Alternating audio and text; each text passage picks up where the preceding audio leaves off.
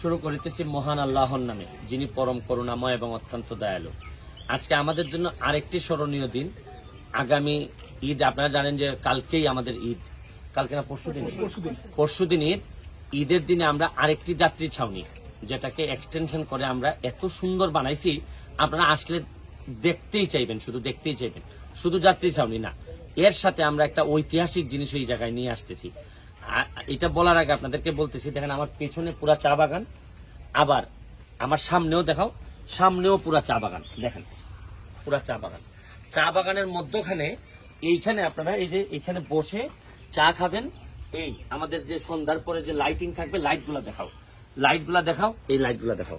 আর এখানে দেখেন এইগুলো হচ্ছে কি, আমরা এখানে গেন্দা জাতীয় গাছ, গেন্দা ফুলের গাছ লাগানো হয়েছে, এখানে জবা, আবার চা গাছও আছে।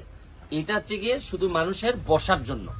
এর মধ্যে যে সিগনিফিক্যান্ট হিস্টোরিক্যাল যে ডেভেলপমেন্ট আমরা এখানে আনছি, আমার এলাকায় এই প্রথম আমরা জাতির জনক, হাজার বছরের শ্রেষ্ঠ বাঙালি বঙ্গবন্ধু শেখ মুজিবুর রহমানকে আমরা তার একটা কাজের জন্য আমরা প্রথম এটা উৎসর্গ করতে যাচ্ছি। একটা জিনিস, এটা হচ্ছে গিয়ে বঙ্গবন্ধুর চা খাওয়া একটা ছবি।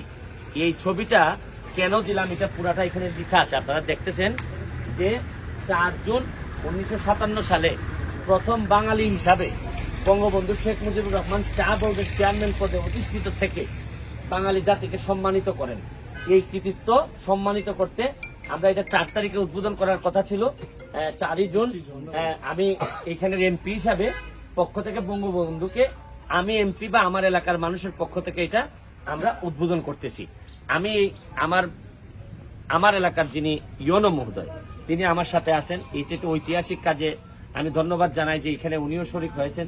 এইখানে আমি উনাকে, আপনাকে শুধু জিজ্ঞেস করতে চাই যে এই যে এতদিন ধরে যে এই জিনিসটা আমাদের অনেকেরই জানা ছিল না যে বঙ্গবন্ধু, এর পরবর্তীতে আপনার অনুভূতিটা যদি একটু বলেন, আপনি এই এলাকার ইয়নো হিসাবে এদিকে তাকিয়ে যদি বলেন।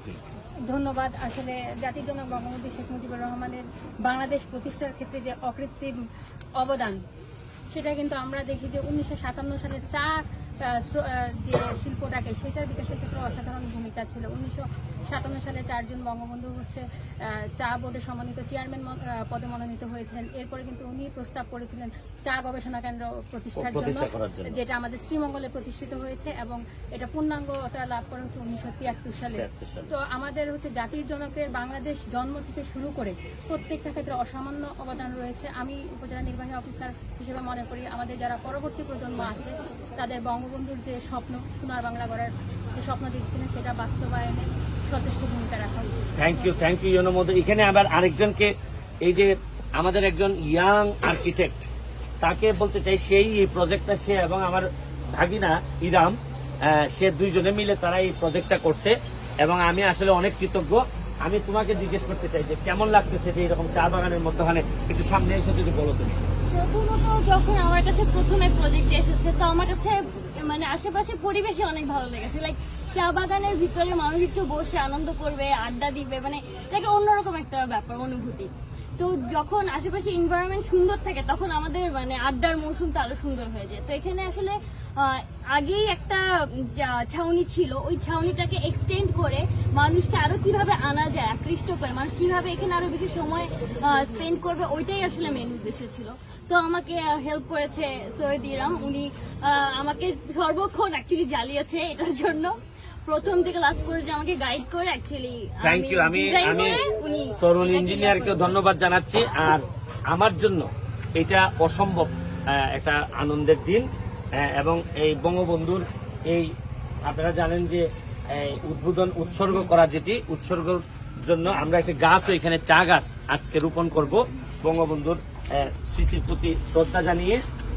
আমি এই চা গাছটা আশা করি এটা বঙ্গবন্ধুর সে চা বাগানের প্রতি যে অবদান, এই অবদান কখনো অস্বীকার করা যাবে না, কখনো।